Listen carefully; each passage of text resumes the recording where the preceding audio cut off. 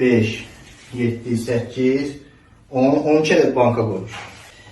Dəyərli pasientlərimiz, bir dənə məlumat verim sizə. Baxın, tez-tez sual verirsiniz ki, hicamada neçə ədəd banka qoyulur, neçə ədəd bankadan istifadə edirsiniz.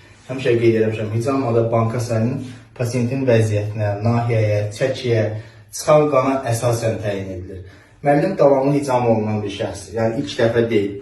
10 kiloya bir ədəd banka gedir. Lakin bu, birinci səfər gələn pasiyentə aid deyil, davamlı gələn pasiyentə görə aiddir və çıxan qana aiddir. Baxın, pasiyentin vəziyyətinə baxın, 3, 5, 7, 8, 10, 12 ədəd banka qoymuş. Maksimum müəllimin bədəni bu banka sayını götürür.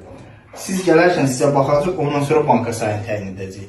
Yəni, qan çox çıxarsa banka sayını azaldacaq, qan az çıxarsa banka sayını artırır, çəkiyə baxırıq, bədənin nahiyəsinə baxırıq, vəziyyətə görə təyin edirik. Yəni, bunu pasiyentin özü qərar vermir banka sayını. Banka sayını mütəxəssis qərar verir, hicam edən mütəxəssis qərar verir. Yəqin ki, fikrimi izah edə bildim. Təşəkkür.